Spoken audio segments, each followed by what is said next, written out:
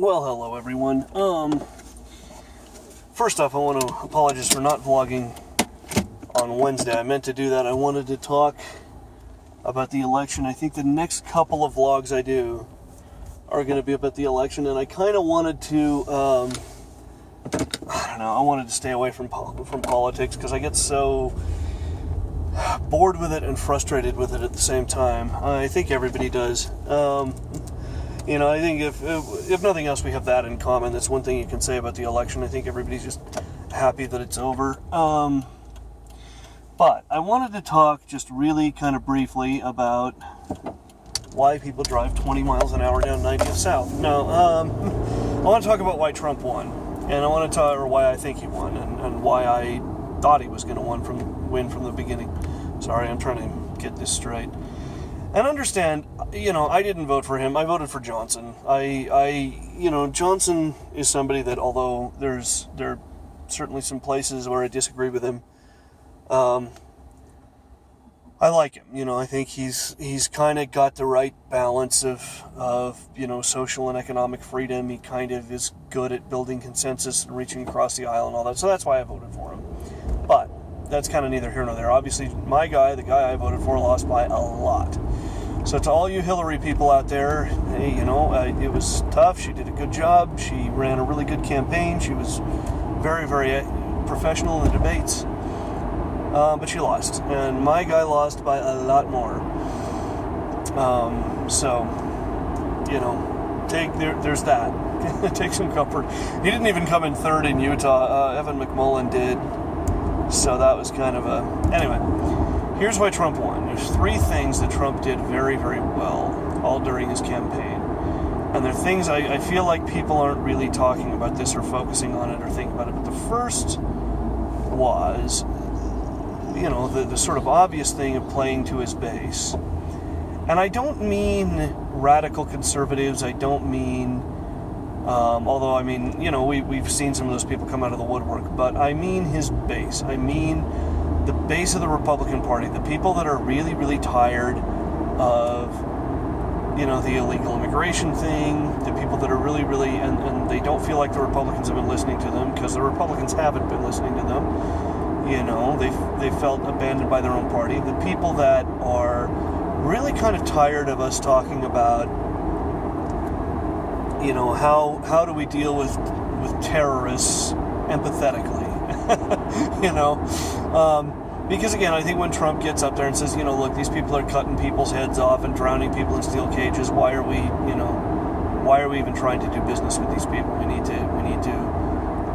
to get medieval on their ass. Not saying I agree or disagree. I'm just saying there's a lot of people I think that really do feel like that are really going, why are we putting up with this behavior from members of what is increasingly a global community, and we can't tolerate this shit.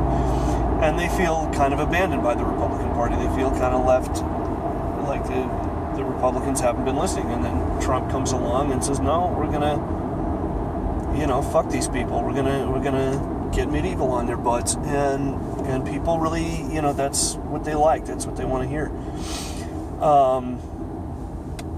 There's been a lot of stuff with the police lately and police brutality and a lot of it it's a very, very difficult issue. I think most people acknowledge that, but here's Trump going, look, we need to let the police do their job. They can't do their job if they're afraid they're going to be marches and protests and all this. And a lot of people, again, not saying I'm one of them, I'm just saying there's a lot of people that agree with that. A lot of people on that base that are going, look, every time something happens, we scream racism, and how the hell are the cops supposed to do their job? So there's a lot of people that he was connecting with in that Republican base, okay? And I think people like McCain and Romney just were not connecting with that base the way that Trump was. I mean, that I think is the sort of obvious thing. Now, the second thing Trump did that's really sort of brilliant is he figured out all press is good press, as long as they're talking about him and they're not talking about anybody else. And this is the thing I was talking about for a long time, because, I'd mess with people and say, hey, did you hear what Hillary Clinton said today? Do you hear what Bernie Sanders said today? And like, well, no, what did they say? Well, of course you didn't, because, do you hear what Trump said today? Oh, well, yeah, we heard about that, See, he just figured out as long as they're talking about him, it doesn't matter. It doesn't matter if it's good or bad. It simply doesn't matter as long as he's what they're talking about, as long as he's in the forefront. And you can say what you want to say about that, but because a lot of people have some criticisms of that I think are really valid. But the bottom line is that's part of why he won, because everybody's talking about Donald Trump. Nobody's talking about Hillary Clinton. Nobody's talking about Bernie Sanders. They're all talking about Donald Trump. Even if it's negative stuff, which kind of is another thing. The problem with just talking about the negative stuff is that running a campaign based on like who you hate doesn't work. And I'm amazed at how many times this has been tried. It kind of feeds into what I'm talking about here, I think. But Kerry tried it in 2004. He said, "Hey, at least I'm not George Bush." Well, he lost. I think 2008 was kind of a foregone conclusion from the outset. But then 2012, Mitt Romney, "Hey, at least I'm not Barack Obama." Well, he lost. You can't run a campaign on "at least I'm not that guy." So here we are. Here's Clinton. Well, at least I'm not Donald Trump. And that fed into, she's like, "Well, at least I'm not making these horrible comments about women. At least I'm not saying these horrible things about Mexicans." But then that's what we're talking about. We're talking about Donald Trump. We're not talking about Hillary Clinton and what she's going to do and how she's going to make the world better for, the working class. She says she's going to do it, but okay, how? What is it that you're going to do? Trump says we're going to build a wall across Mexico. Well, that's a whether you may think that's idiotic, but there it is. That's a plan, and then suddenly we're talking about that. And Hillary wasn't even countering with I think we're going to put the National Guard on the border, or even, I think it's time for us to have an open border policy, or, whatever she could have been saying, she wasn't. And so then we're talking about Trump, we're talking about his plan, we're talking about his ideas, and, everything revolves around that. Everything in the media is just, well, Trump said this, or Trump is an idiot because, or Trump was really stupid today. But all we're talking about is Trump, Trump, Trump. Nobody's even talking about, my God, did you hear what stupid thing Hillary Clinton did today? Or oh my God, Hillary Clinton, flashed her boobs to everybody. Oh, it's all over the media and everybody, all press is good press. You gotta get that press. You gotta have your name out there. It's why nobody watches my vlogs, for example, because I want to be all non-controversial. And anyway, all press is good press. Trump figured it out. Now, the third thing he did, and this was kind of important, is he carved up every little constituency that might vote Democrat. That people, like the actual liberals, for example, the people that, the minorities and the people that go, what have the Democrats done for me? I mean, when he talked, I think it was in the first debate, he just talked about that. He's like, yeah, you guys always talk a good game. We're going to help the blacks. We're going to help the Latinos. We're going to help the gays. And then you win, and then it's like, see you in 4 years. Well, a lot of people really do feel that way. I think justifiably so about the Democrats, because they're just kind of, because they are that way. They never really go to bat for their team. They never really go to bat for their base. And Trump's point is I'll go to bat for these people. And yeah, they say they're going to, but look at what they've done.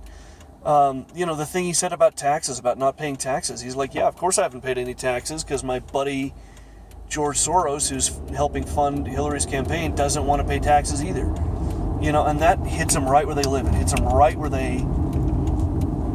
where it matters. The Bernie voters, he's going, boy, I may not agree with Bernie Sanders on everything, but boy, he sure called it when he said Hillary Clinton has the worst judgment of anyone he's ever seen. He sure hit the nail on the head with that one. See, he's carving up every little minority group, every little constituency he can that might vote Democrat. And if you get enough minorities together, suddenly you've got a majority. If you can just get a few of those people from each of those camps. And he did it, it was brilliant. Even during the debates, nobody ever said, my God, look at what he's doing.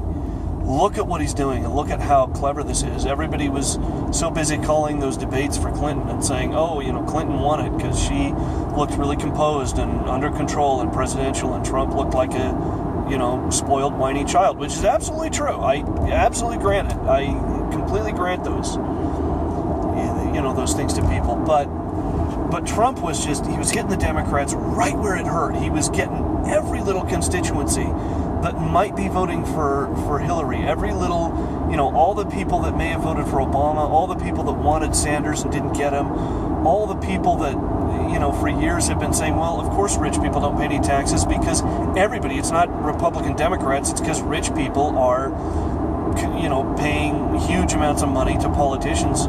Say what you want about Trump, he can't be bought, I mean, what, is he going to get rid of all those tax loopholes? We'll see. But he sure called him out on that. I mean, he sure, like, of course I don't pay any taxes, because what did Hillary Clinton do about it while she was a senator? Well, nothing, of course. And we all know that. I mean, there's no getting away from that.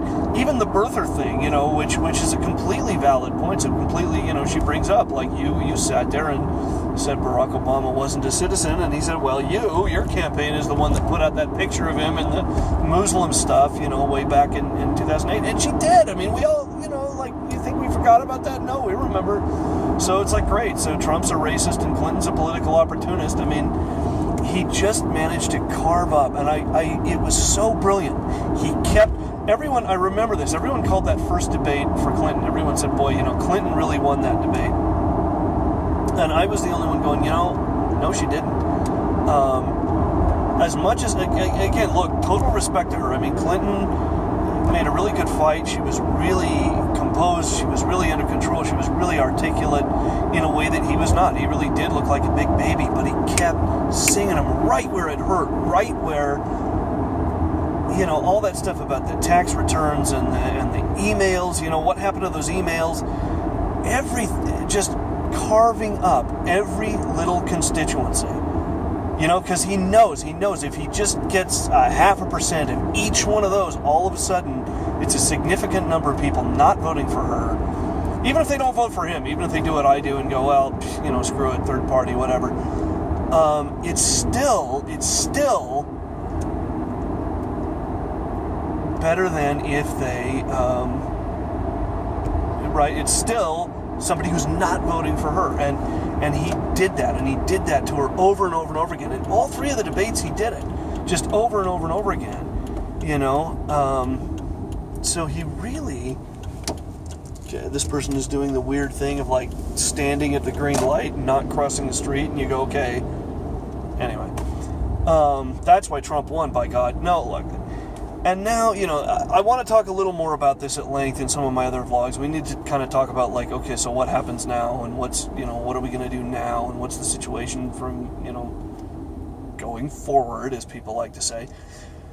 Those are all things we need to discuss, but I wanted to talk about why Trump won, because it was such a surprise to people, and I think it really did surprise people. And what surprised me was that it was as close as it was. What surprised me, and part of me did kind of hope Clinton would win, even though I couldn't vote for her. There's a lot about Trump that I really am concerned about. And I think a lot of people are. But again, the reason that he won, it's those three things. It was appealing to his base in a way certainly no Republican candidate has done.